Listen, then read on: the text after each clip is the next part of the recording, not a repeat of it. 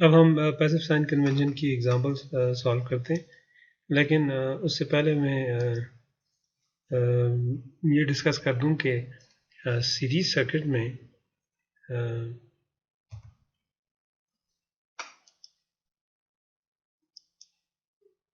मतलब अगर कोई सर्किट है,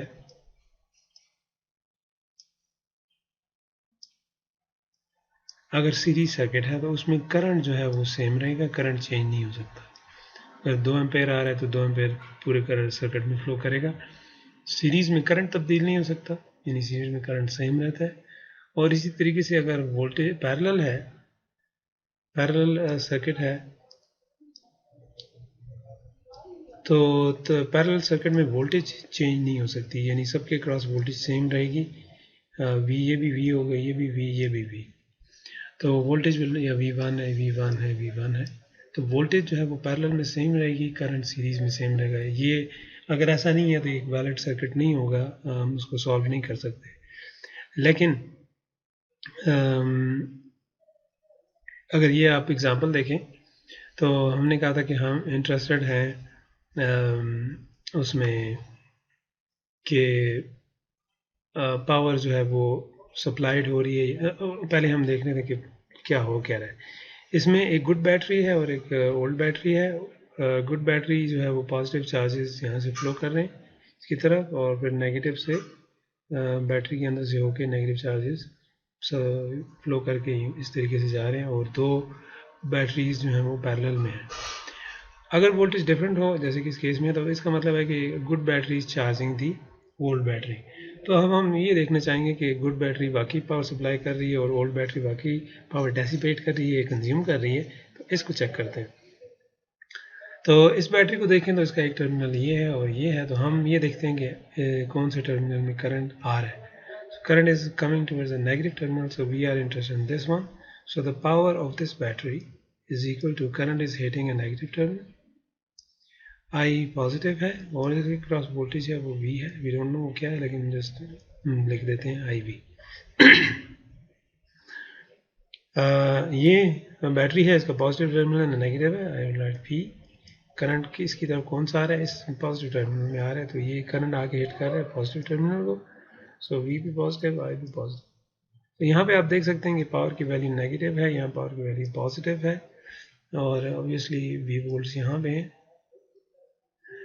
इसकी पोलैरिटी फिक्स है तो ये V वोल्ट्स नहीं होंगे।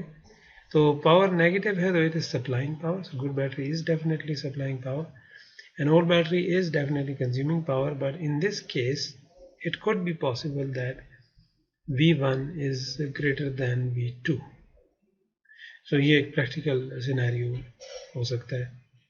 So obviously the charge is receiving energy, or battery is supplying energy, and obviously the charge is losing energy and the battery is receiving energy in the right hand side.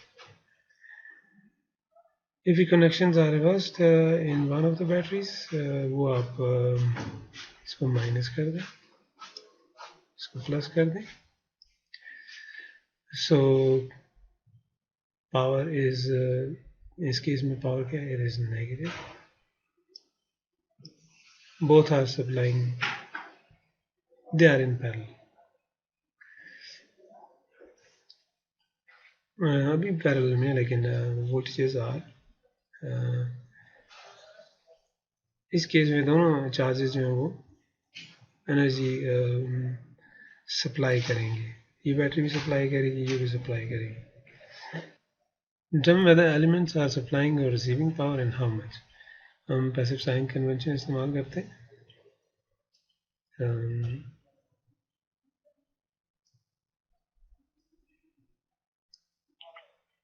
Current hit कर रहा है negative terminal को। ये देखें, ये terminal अगर यहाँ पे पोलैरिटी दी है, आप यहाँ पे भी लगा सकते हैं। वही करंट हिट कर रहा है नेगेटिव टर्मिनल को, so voltage is positive and current is positive. ये -8 वाट है। यहाँ पे आ जाते हैं, करंट -2 एम्पेयर इधर आ रहा है, तो इसका मतलब है कि यहाँ से गया है तो उधर जा रहा है, यहाँ से आ रहा है, तो power is current is hitting a negative terminal, minus लिखेंगे, पोलैरिटी 2 है, करंट की -2 है, तो it is 4 watt. Here 4 watt is absorbed, here 8 watt is supplied. देख सकते हैं 8 watt is supplied and here 4 watt is absorbed. नीचे आते हैं current is hitting negative terminal, minus लिखेंगे, voltage is 12, current is 4, minus 48 watt. यहाँ पे आप देखेंगे current is hitting a positive terminal, positive sign लिखूंगा मैं, current is 2, volt is 4, 8 watt absorbed, और यहाँ पे 48 watt supplied.